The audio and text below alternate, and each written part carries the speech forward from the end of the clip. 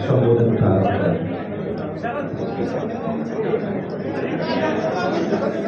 Media centre है, media centre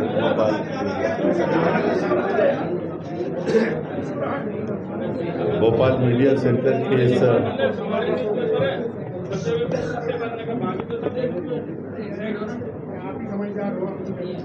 Bhopal media centre की इस पत्रकार वार्ता में उपस्थित सभी प्रिंट मीडिया, इलेक्ट्रॉनिक मीडिया और फोटो जर्नलिस्ट सभी का मैं अपनी तरफ से और भारतीय जनता पार्टी की तरफ से हार्दिक स्वागत और अभिनंदन करता हूं।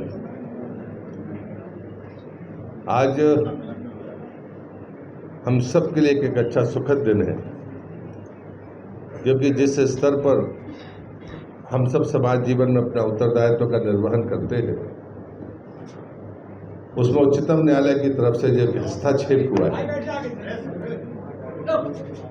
वो हस्तक्षेप स्वागत योग्य है। मैं सबसे पहले तो उसका स्वागत करता हूं कि चुनावी राजनीति में जिस प्रकार से सरकारी धन के बारे में दुरुपयोग की चर्चाएं होती हैं, उस पर एक विमर्श होना चाहिए।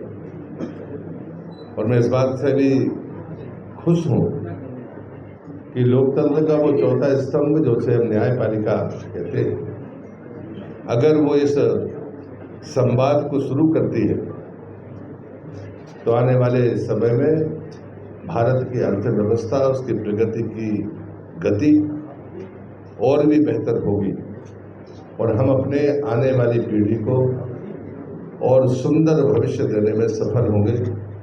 ऐसा मैं भी मानता हूं, मेरी पार्टी भी मानती है। दूसरी बात जो सदैव होती रही है, जिस पर भी न्यायालय संज्ञान लेता रहा है, कि चुनाव के आसपास हम अनर्गल आरोपों की बारे में ज़्यादा बातें सुनते हैं और देखते हैं। ये प्रामाणिकता का खत्म होना आने वाली पीढ़ी के भरोसे को खत्म करेगा। और इसलिए मैं, क्योंकि अभी उम्मीदवार हूँ, एक कांग्रेस के नेता अजय सिंह जी राहुल नरसिंहपुर गए थे और उन्होंने कह दिया कि प्रहलाद पटेल कोयला मंत्री थे और वो भी कोयला घोटाले में शामिल थे। आपको पता है, किसी मीडिया ने संज्ञान नहीं लिया, लेकिन वो वीडियो मैंने देखा और मेरे अनुज ने उनको सब नोटिस भी दिया है। लेकिन मैं दो तीन बातें आपके सामने सफाई के तौर पर नहीं, कि तथ्यों से कितने परे कांग्रेस जाती है या कांग्रेस के नेता जाते हैं। और मुझे लगता है कि अजय सिंह जी के साथ एक शब्द जुड़ा हुआ है, राहुल। वो राहुल नाम की का इम्पैक्ट है, मुझे लगता है कि वो इस सीमा तक चले गए।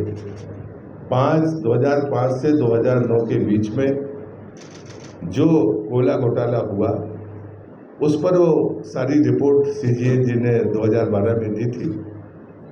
मैं सौभाग्य से 2004 से लेकर 14 तक सांसद भी नहीं था, मंत्री तो दूर की बात है।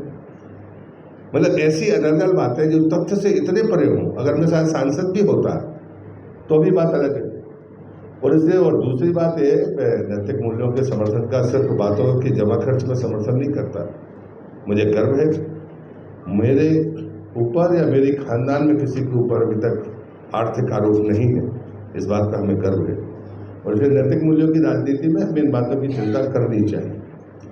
और इसलिए मैं उच्चतम न्यायालय के इस फैसले का अभिनंदन करते हुए और मैं अपनी सरकार को बधाई देते हुए अपनी बात को समाप्त करूंगा, क्योंकि हमने जो भी योजनाएं चलाई वो योजनाएं हमारे विचार पर आधारित है।